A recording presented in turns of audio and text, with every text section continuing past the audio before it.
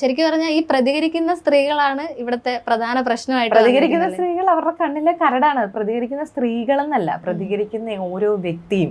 അത് ഇപ്പൊ പ്രൊഡ്യൂസേഴ്സ് അസോസിയേഷനൊക്കെ എത്രയോ പേരെ പുറത്തു പോയേക്കുന്നത്. പുറത്തു പോയി കഴിഞ്ഞാണ്ടല്ലോ പിന്നെ ഇത് സിവിൽ കേസാണ്. സിവിൽ കേസ് എന്ന് പറയുമ്പം 7, 8, 9 വർഷമൊക്കെ അങ്ങ് പോവും. പിന്നെ തിരിച്ചു കയറണമെങ്കിൽ ഇത്രയും വർഷത്തെ പ്രോസസ്സാണ്. ഒരാളുടെ നല്ല കാലം അങ്ങ് പോയില്ലേ, നല്ല കാലം, സമയം, പൈസ, എനർജി എല്ലാം പോയില്ലേ. ദ്രോഹിക്കാൻ അവർക്ക് ഈസി ആയിട്ട് ദ്രോഹിക്കാം. അവര് ഒരു ബൈലോ എടുത്തു വെച്ചാൽ ആ ബൈലോയ്ക്കായിട്ട് അത് കൃത്യമായി പറയുന്നില്ല എന്ത് കാരണത്താൽ പുറത്താക്കാം എന്നുള്ളത് പറയുന്നില്ല. അപ്പൊ അതിനകത്ത് എക്സിക്യൂട്ടീവ് കമ്മിറ്റിക്ക് പുറത്താക്കാം എന്ന് പറയുന്നു. ആ ഒരു ബലം ഉപയോഗിച്ചുകൊണ്ട് അവര് ഈ പ്രത്യേകിച്ച് ക്രൈറ്റീരിയ ഒന്നും പറയുന്നില്ല. ഇല്ല, അതാണ് അതിനകത്ത് ഒരു പ്രശ്നം. അപ്പൊ ആദ്യം മാറ്റേണ്ടത് അത് തന്നെയാണ്. അതെ, അത് ഇത് മനഃപൂർവ്വം അവരെ പ്രൊട്ടക്ട് ചെയ്യാൻ വേണ്ടി ചെയ്തേക്കുന്ന ഒരു സാധനമാണല്ലോ. അപ്പൊ എപ്പോഴും ശ്രദ്ധിച്ചു കഴിഞ്ഞാൽ അറിയാം, ഇവര് തന്നെയായിരിക്കും എല്ലാ അസോസിയേഷൻസിലും ഈ കീ പൊസിഷൻസിൽ ഇരിക്കുന്ന ആൾക്കാർ. പിന്നെ ഈ പറയുന്ന ഈ 10-21 പേര് തന്നെയായിരിക്കും വീണ്ടും വീണ്ടും കറങ്ങി ഇതിനകത്ത് വന്നുകൊണ്ടിരിക്കുന്നത്. ഈ പ്രാവശ്യം പ്രസിഡന്റ് ആയ ആൾ അടുത്ത പ്രാവശ്യം ട്രഷറർ ആവും, അല്ലെങ്കിൽ അതിൻ്റെ അടുത്ത പ്രാവശ്യം സെക്രട്ടറി ആവും. ഇതിങ്ങനെ മാറി വന്നുകൊണ്ടിരിക്കും. എക്സിക്യൂട്ടീവ് കമ്മിറ്റി മെമ്പേഴ്സും അങ്ങോട്ടും ഇങ്ങോട്ടും മാറിക്കൊണ്ട്, അതായത് ഈ ഇത്രയും പേര് തന്നെ വീണ്ടും ആവുള്ളൂ. അപ്പൊ എന്താ, ഒരു തീരുമാനം എടുക്കാൻ അവർക്ക് ഈസിയാണ്. അവരവിടെ വരണമെന്ന് പോലും ഇല്ല. മനസ്സിലായോ? അപ്പൊ അങ്ങനെ ഇപ്പൊ അവർക്കെതിരെ ആര് കൈ ചൂണ്ടിയാലും അവരെ പുറത്താക്കുക എന്നുള്ളൊരു രീതി സുരേഷ് ഏട്ടനാണ് അത് കൊണ്ടുവന്നത്. സുരേഷ് ഏട്ടൻ്റെ ഒരു രീതിയാണത്. കൈ ചൂണ്ടുന്നവരെ പിന്നെ അവിടെ വെച്ചേക്കില്ല. കാര്യം ഒരു ക്രിറ്റിസിസത്തെയും എടുക്കാൻ അവർ തയ്യാറല്ല. അല്ലെങ്കിൽ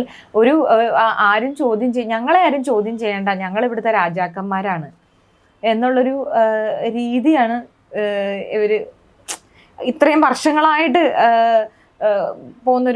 ഇങ്ങനെ ആചരിച്ചു പോകുന്നൊരു കാര്യം. എനിക്ക് തോന്നുന്നു ആദ്യമായിട്ടായിരിക്കും ഒരാൾ അതിനെ ചോദ്യം ചെയ്യുന്നതും പുറത്തു വന്ന് സംസാരിക്കുന്നതും. ആളുകളൊന്നും ഇതുപോലെ പരസ്യമായിട്ട് വന്ന് പ്രതികരിക്കുന്നതൊന്നും അവർക്ക്, ഞാൻ ചോദിക്കട്ടെ, അവർക്ക് ഇപ്പൊ അവര് പുറത്തു പോയി കഴിഞ്ഞാൽ അത് മീഡിയക്ക് ഇൻട്രസ്റ്റ് ഉള്ള ഒരു വിഷയമാവുന്നത് എങ്ങനെയാണ്? അത് സാധാരണ ജനങ്ങൾക്ക് ഇൻട്രസ്റ്റ് ഉള്ള ഒരു വിഷയമായി മാറുന്നത് എങ്ങനെയാണ്? അതുകൊണ്ടൊരു മൈക്ക് കിട്ടാൻ അവർക്ക് ബുദ്ധിമുട്ടാണ്. മനസ്സിലായി? ഇതിപ്പോ ഞാൻ ഓൾറെഡി ഒരു പോലീസ് കേസ് കൊടുത്ത് അത് SIT അന്വേഷണം നടക്കുന്ന ഒരു സാഹചര്യത്തിൽ എന്നെ പുറത്താക്കിയത് കൊണ്ടാണ് എനിക്ക് ഇത്രയും മീഡിയ അറ്റൻഷൻ കിട്ടിയതും ആളുകൾ ഇതിലേക്ക് ഇത്രയും ശ്രദ്ധ വരുത്തിയതും. അത് തെറ്റല്ലേ, ഇത് ശരിയല്ലല്ലോ എന്ന് ആൾക്കാർ ചിന്തിക്കാൻ ഇതിപ്പോ ഒരു കേസ് അന്വേഷണം നടക്കില്ലേ? അന്വേഷിച്ച് കണ്ടുപിടിക്കാതെ ഒരാളെ എങ്ങനെയാണ് പുറത്താക്കുന്നത്? ഇത് കേസ് കൊടുത്തു, നമുക്കൊരു ദുരനുഭവം ഉണ്ടായി. ഞാൻ പ്രൊഡ്യൂസേഴ്സ് അസോസിയേഷനെതിരെയല്ല കേസ് കൊടുത്തേക്കുന്നത്, ഞാൻ 4 വ്യക്തികൾക്കെതിരെയാണ് കൊടുത്തിരിക്കുന്നത്. ആ 4 വ്യക്തികൾ എന്നോട് ചെയ്തത് അപമര്യാദയാണ്, അതിനവരെ ശിക്ഷിക്കണമെന്ന് പറഞ്ഞിട്ടാണ് ഞാൻ കേസ് കൊടുത്തേക്കുന്നത്. അതിന് എന്നെ പുറത്താക്കുകയാണോ രീതി? അതിന് ഞാൻ അച്ചടക്ക ലംഘനം നടത്തി എന്ന് പറഞ്ഞ് എന്നെ പുറത്താക്കുന്നതെന്ന് പറയുന്നത് അനീതിയാണ്. മുമ്പും കേസുകളുമായിട്ട് മുമ്പോട്ട് പോകുന്ന ആളുകളെ നമുക്കറിയാം, സിനിമ ഇൻഡസ്ട്രിയിൽ നിന്ന് തന്നെയുള്ളത്. ഇതിൻ്റെ ഒരു സ്ട്രഗിൾ എത്രത്തോളം വലുതാണെന്നാണ് ഇപ്പോൾ ഇത്രയും ദിവസങ്ങൾ കൊണ്ട് മനസ്സിലാക്കിയിട്ടുള്ളത്? സ്ട്രഗിള് ഞാൻ പറയുകയാണെങ്കിൽ മുന്നോട്ട് വരരുതെന്ന് ഞാൻ പറയുള്ളൂ. കേസുമായിട്ട് നമ്മുടെ സമാധാനം പോവും, നമ്മുടെ എനർജി പോവും, നമ്മുടെ പൈസ പോവും, നമ്മുടെ സെൽഫ് റെസ്പെക്റ്റ് പോലും പലപ്പോഴും നമുക്ക് ലൂസ് ചെയ്യും. ഇപ്പം ഞാൻ തന്നെ പലപ്പോഴും വീണ്ടും ഈ മൊഴി കൊടുക്കേണ്ടിയൊക്കെ സാഹചര്യം വരുന്ന സമയത്ത് നമ്മൾ വീണ്ടും ഇതേ എപ്പിസോഡിലേക്ക് റീവിസിറ്റ് ചെയ്യല്ലേ. നമ്മൾ റീവിസിറ്റ് ചെയ്യുമ്പോൾ നമ്മൾ ആ ട്രോമയിൽ നിന്ന് ഹീലായെങ്കിൽ പോലും വീണ്ടും അത് ആലോചിക്കുകയും വീണ്ടും ആ സിറ്റുവേഷനിലേക്ക് നമ്മൾ വീണ്ടും പോകുമ്പോൾ നമുക്കത് ഇപ്പം ഇങ്ങനൊരു സ്പെഷ്യൽ ഇൻവെസ്റ്റിഗേഷൻ ടീം വന്നുകൊണ്ട് അവരിവിടെ വീട്ടിൽ വന്നിരുന്ന് മൊഴിയെടുക്കുകയും ഇതെല്ലാം ചെയ്തു. ഞാൻ ആലോചിക്കുകയാണ്, അല്ലാതെ ഒരു പോലീസ് സ്റ്റേഷനിൽ പോയി മൊഴി കൊടുക്കുന്ന ഒരാളുടെ ഒരു അവസ്ഥ വീണ്ടും ഇത്രയും ആളുകൾ നമ്മളെ നോക്കിയിരിക്കുമ്പോൾ അവരുടെ മുന്നിൽ ഇരുന്ന് ഇത് പറയുമ്പോൾ ഉണ്ടാവുന്നൊരു സ്ത്രീയുടെ ദയനീയാവസ്ഥയുണ്ടല്ലോ, എനിക്കത് ആലോചിക്കാൻ പോലും പറ്റുന്നില്ല. എങ്ങനെയാണ് പോലീസുകാരുടെ മുന്നിൽ ഇരുന്നും അല്ല മജിസ്ട്രേറ്റിൻ്റെ അടുത്തിരുന്നും വീണ്ടും പറയല്ലേ പലപ്പോഴായിട്ട്. ഇനിയിപ്പോൾ ട്രയൽ തുടങ്ങി കഴിയുമ്പോൾ കോടതിയിലാണെങ്കിലും ഇതൊക്കെ ആ സ്ത്രീയെ സംബന്ധിച്ചിടത്തോളം ആത്മഹത്യാപരമല്ലേ? ആലോചിക്കും. ഇതിലും ഭേദം ഇതിനൊന്നും പോകാതിരിക്കാൻ നല്ലതെന്ന് ഏതൊരു വ്യക്തിയും ആലോചിക്കും. എനിക്ക് വന്നു, ഇനി ഞാനത് വരാതിരിക്കാൻ നോക്കുക എന്നുള്ളതേ സ്വാഭാവികമായിട്ടും ആരും ചിന്തിക്കുള്ളൂ. ഇപ്പം ഞാൻ പോലും SITയിലേക്ക് പോയത് എന്തുകൊണ്ടാണ്? ബഹുമാനപ്പെട്ട മുഖ്യമന്ത്രിയുടെ വാക്ക് വിശ്വസിച്ച് ഇത് സേഫായിരിക്കും, ഇത് കൃത്യമായ അന്വേഷണം നടക്കും, എന്ത് ബുദ്ധിമുട്ടുണ്ടെങ്കിലും നിങ്ങൾക്ക് വരാം, സ്ത്രീകൾക്ക് വരാം എന്ന് പറഞ്ഞ മുഖ്യമന്ത്രിയുടെ ഒരു വാക്ക് വിശ്വസിച്ചാണ് നമ്മൾ പോയി ഈ കേസ് കൊടുക്കുന്നത്. കേസ് കൊടുത്തു കഴിഞ്ഞാൽ നമുക്കിതൊന്നും ഞങ്ങളുടെ മേലിൽ പരുന്തും പറക്കില്ല എന്നുള്ളൊരു രീതിയിലാണ് പ്രൊഡ്യൂസേഴ്സ് അസോസിയേഷൻ്റെ രീതി ഇത് വന്നത്. അവരെന്നെ പുറത്താക്കി.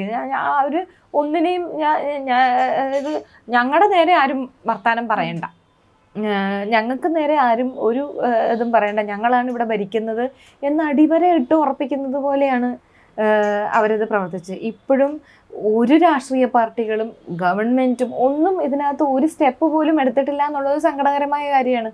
അപ്പം സാധാരണ ഒരു സ്ത്രീക്ക്, ഒരു ടെക്നീഷ്യനും ഒരു ആർട്ടിസ്റ്റും ആയിട്ടുള്ളൊരു സാധാരണ ഒരു സ്ത്രീക്ക് എത്രമാത്രം നീതി കിട്ടുമെന്നാണ് പ്രതീക്ഷിക്കുന്നത്. നമ്മളിപ്പോൾ സാധാരണ ഒരു തൊഴിലിടമാണ് എടുക്കുന്നതെന്ന് വെച്ചാൽ പോലും ഇപ്പം അങ്ങനെ ഒരു കേസ് വന്നിട്ടുണ്ടെങ്കിൽ സ്വാഭാവികമായിട്ടും അയാൾക്കൊരു സസ്പെൻഷനോ അല്ലെങ്കിൽ കുറച്ച് നാളത്തേക്ക് ഒരു മാറ്റി നിർത്തൽ എന്തായാലും എല്ലായിടത്തുനിന്നും ഉണ്ടാവാറുണ്ട്. പക്ഷേ ഈ കാര്യത്തിൽ അതുപോലും സംഭവിച്ചിട്ടില്ല എന്നുള്ളത് ശരിക്കും ഭയാനകമാണല്ലേ? അതെ, ഈ കാര്യത്തിൽ അത് സംഭവിച്ചിട്ടില്ല എന്ന് മാത്രമല്ല, എല്ലാ കേസുകളിലെയും വേട്ടക്കാര് ഈ അസോസിയേഷന്റെ ഭാഗമാണ് എന്നുള്ളതും ഇതിനകത്ത് ഏറ്റവും വലിയൊരു വിരോധാഭാസമാണ്. കാര്യം ഇവര് അതുകൊണ്ട് തന്നെയാണല്ലോ ഹേമ കമ്മിറ്റി റിപ്പോർട്ട് വന്നപ്പോൾ പ്രൊഡ്യൂസേഴ്സ് അസോസിയേഷൻ ഒരു അക്ഷരം മിണ്ടാതെ ഇരുന്നതിൻ്റെ കാരണം എന്താണ്? കാര്യം അവർ വേട്ടക്കാർക്കൊപ്പമാണ് നിൽക്കുന്നത്. മനസ്സിലായോ? അവരെ പ്രൊട്ടക്റ്റ് ചെയ്യാനാണ് ഇവർ ശ്രമിക്കുന്നത്. ഇപ്പം നിങ്ങൾ നോക്കിയറിയാം, എല്ലാ കേസുകളിലും ഈ കേസുകളിൽ ഇടപെടുകയും ഇത് ഒതുക്കി തീർക്കാൻ ശ്രമിക്കുകയും രാഷ്ട്രീയപരമായിട്ട് ഇടപെടുകയും ഒക്കെ ചെയ്തേക്കുന്ന അസോസിയേഷൻ മെമ്പേഴ്സാണ്. ഇപ്പൊ പോലും കേരളം മുഴുവൻ ചർച്ച ചെയ്തുകൊണ്ടിരിക്കുന്ന ഒരു വിഷയമുണ്ടല്ലോ, ഒരു ഒഡീസ പെൺകുട്ടിയെ പീഡിപ്പിച്ച കേസ്. അത് പ്രൊഡ്യൂസേഴ്സ് അസോസിയേഷനിലെ ഒരു എക്സിക്യൂട്ടീവ് കമ്മിറ്റി മെമ്പറിന്റെ അമ്മായിയച്ഛനാണല്ലോ. ആ കേസിൽ തന്നെ ഇവരെല്ലാവരും കയറി ഇടപെട്ടിട്ടുണ്ട്. ഇവരെല്ലാവരും പ്രധാനപ്പെട്ട ആളുകളെ എല്ലാം വിളിച്ച് കേസ് ഒതുക്കി തീർക്കാൻ എല്ലാവിധ ശ്രമങ്ങളും നടത്തിയിട്ടുണ്ട്. അപ്പൊ ഇങ്ങനെ വേട്ടക്കാരെ സംരക്ഷിക്കുന്ന ഒരു രീതി പ്രൊഡ്യൂസേഴ്സ് അസോസിയേഷനിലുണ്ട്. അപ്പൊ എത്രത്തോളം വിശ്വാസം? അതിന്റെ കാരണം എന്താണ്? ഞങ്ങൾ സേഫാണ്, ഞങ്ങളെ ആരും ശ്രദ്ധിക്കുന്നില്ല എന്നുള്ളൊരു കാര്യം. അവർ നടന്മാരല്ല, അവർ നടിമാരല്ല, അവർക്കൊരു ഫെയിമില്ല. അതുകൊണ്ട് തന്നെ ജനങ്ങൾക്ക് അവരുടെ വിഷയങ്ങൾ അറിയണ്ട, താല്പര്യമില്ല. നിങ്ങൾ നിങ്ങളുടെ കയ്യിൽ നിന്ന് കാശ് ഇട്ട് പടം ചെയ്യുന്നു, അത് നിങ്ങളുടെ സൗകര്യം. ഈ കാശില്ലെങ്കിൽ പടം ചെയ്യണ്ട എന്നുള്ളൊരു രീതിയാണ് സാധാരണ ആളുകൾക്കും പ്രൊഡ്യൂസേഴ്സിനോട് തോന്നുക. അപ്പം അതുകൊണ്ട് തന്നെ അവരുടെ വിഷയങ്ങളിലൂടെ വലിയ താല്പര്യം ഇല്ലാത്തതുകൊണ്ട് തന്നെ ഇവർ സേഫ് ഒരു പൊസിഷനിലായിരിക്കുന്നത്. ഇവരെന്ത് ചെയ്താലും മറ്റുള്ളവർ അറിയുന്നില്ല. ആ സമയം ഒരു ആർട്ടിസ്റ്റ് ചെയ്താൽ അത് മാധ്യമ ശ്രദ്ധ കിട്ടും. അതുപോലെ തന്നെ അത് തന്നെയാണ് ഈ കേസിലും. മാധ്യമങ്ങൾക്ക് എന്താണ്, മാധ്യമങ്ങളുമായിട്ട് വളരെ അടുത്ത ബന്ധമുള്ള ആൾക്കാരാണ് ഈ പ്രൊഡ്യൂസേഴ്സ് അസോസിയേഷൻ. ആർട്ടിസ്റ്റിന് അത്ര ഒരു ബന്ധമില്ല. ഈ വിചാരിക്കുന്നത് പോലെ ഈ മാധ്യമങ്ങളുമായിട്ട് അത്രയും ബന്ധം ആർട്ടിസ്റ്റിനില്ല.